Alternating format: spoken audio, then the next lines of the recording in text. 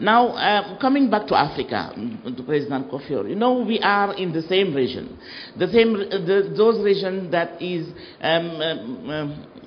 known as the very Sahel. We are in the Sahel, in the Sahara. This band of countries, in the censored countries, the 23 or 24 countries, member of the censored, we have no strategy to face this kind of threats. I'm sorry. And migration can be even considered as a strategy of adaptation, because you know that in the nomad territories, people move where they find resources. But when they are somewhere where resources are, they use the resources all around and they move in another way. And it impacts also to the climate. And this is a vicious circle we use to notice in this region. And my last point will be on how the Global Humanitarian Forum or any else structure can help the countries to anticipate what is coming. Everybody knows what is going on. Everybody is aware about what will happen in 10 years or 5 years. But nobody, in particular the African governments, I think I am very, very concerned by the attitude of the African government. They are not so responsible or not enough responsive of what is going on in this field.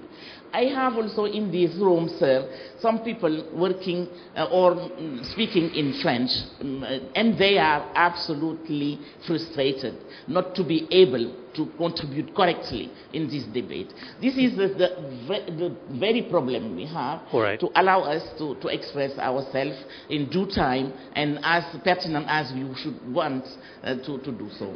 Thank you. I can't explain the translation issue. That will be for others. There are a lot of issues coming up here, and there are several people out there who I want to go to. But John Kufuor, no strategy for these threats, African governments not being responsive enough. I want to react to the bit about the African governments not being responsible or responsive enough. It's not quite true. I believe the problem with climate change really is that practically the whole world has been overtaken by the challenge. And this is why even the advanced parts of the world are now groping to find solutions or positions in tackling the problem. So you can imagine our part of the world where people are struggling to eke daily sustenance.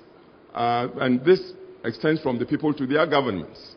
It's a matter of being handicapped, with the lack of capacity, of technical advice. But is it a fair criticism? It's not fair in the sense of the word responsible. I'll move from there to responsive, because once governments get to appreciate, they try to do something. Only their efforts tend to be feeble because of lack of resources. So it's building capacity in the governments so they can do the right thing. When I was speaking, I talked of countries sharing river courses. We are trying, you know, the Mano River group, for instance, and then Ghana, Burkina Faso. We're trying to see how we can manage the river Volta so we'll derive maximum benefits mutually for the countries. We find that migrants, or nomads, as you use the word, nomad, herdsmen who move from, say, Mali and sometimes Niger across borders to Ghana to find grazing, they come without passports or permission. Before you know, the farms are invaded by cattle, eating up crops that local farmers have tried to farm over the years from their meager resources. And a lot of times, these lead to conflicts. Governments try to intercede, but to what effect? Because it happens every year. It's a cyclical thing. And if governments are empowered, I believe you find that the wish is there. Only the tools are lacking. Fine. So it's not irresponsibility. I would say it's not irresponsibility. But it's just a matter of our all being caught in a sort of trap. And this is what we're talking about. We have about 15 minutes to run, so be patient. I'm going to go to as many voices as possible. Aubrey Mayer. My name is Aubrey Mayer. I grew up in Africa, in South Africa, but I live in London, and for the last 20 years have been directly involved in the UNFCCC, the creation of it, the negotiation of its protocols, and also in the IPCC. The elephant in the room is the objective of the convention, which is to stabilize concentrations of greenhouse gas in the atmosphere, lest we forget, at a level which is both stable and safe. And I have a question for the panel in relation to the strategy which a few friends of mine and I devised to realize that objective, which some of you may know, called contraction and convergence. But please, may I, just before I put that question, make a point, since the subject of media has come up, directly to my old friend Nick Gowing. You responded to the gentleman from Kiribati when the island that cost $2 billion came up, suggesting that he might get a discount. I know it was a flip remark, and we all do it.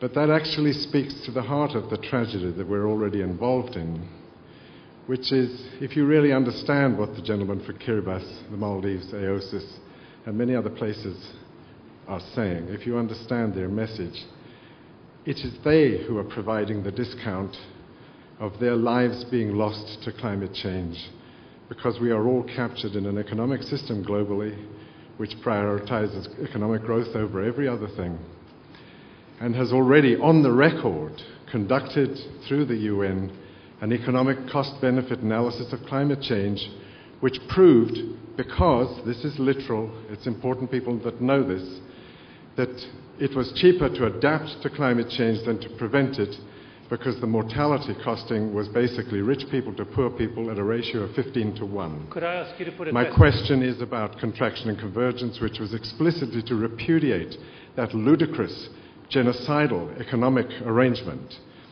And in terms of contraction and convergence, to say the elephant in the room in Copenhagen still is achieving the objective of the convention. The UNFCCC executive itself said in 2003 that achieving it is inevitably dependent on performing a full-term contraction and convergence event. In respect of the Africa group of countries, they certainly acted in concert and very responsibly at Kyoto, endorsing contraction and convergence. In respect of the Asia Development Bank, very recently they published a very high-level statement, it was called, with many illustrious people signed up to it, saying that contraction and convergence solved this problem globally. And the point is, it's very simple to understand. To achieve the convention's objective, you have to have a deep contraction globally of emissions, and the sharing of that globally will be equal per person. And if it's hard to achieve that immediately, you go there by convergence. Now, my question to you all is, if you're going to go to Copenhagen with a strategy, will you please primarily be guided by that focus, that what is primarily required is the prevention of dangerous runaway climate change and the establishment clearly of that principle in that UN negotiating process from Copenhagen onwards? Thank you. Right. I'm going to ask you to come back to that in a moment, because there are at least two here and one here who'd like to intervene. Please, you've been very patient. And then John Holmes. Good morning, I'm Bertrand Picard, President of Solar Impulse. I think we all agree on the problem, we all agree on the solutions. The problem is that almost nothing is being implemented. And I believe the Senator of Philippines gave one very good explanation for it. It's a problem of inequity. How can we get the powerful and rich people commit themselves also for the weak and the poor people? And I believe philosophy and wishful thinking will never work for that. I believe we really have to push a trend where the public opinion is going to push the politicians to do something. The politicians always react extremely well if the public opinion is pushing them in that direction. So now we are not anymore on protecting the panda bear or the white tiger. We have heard this morning that there are people and countries being extinguished very soon.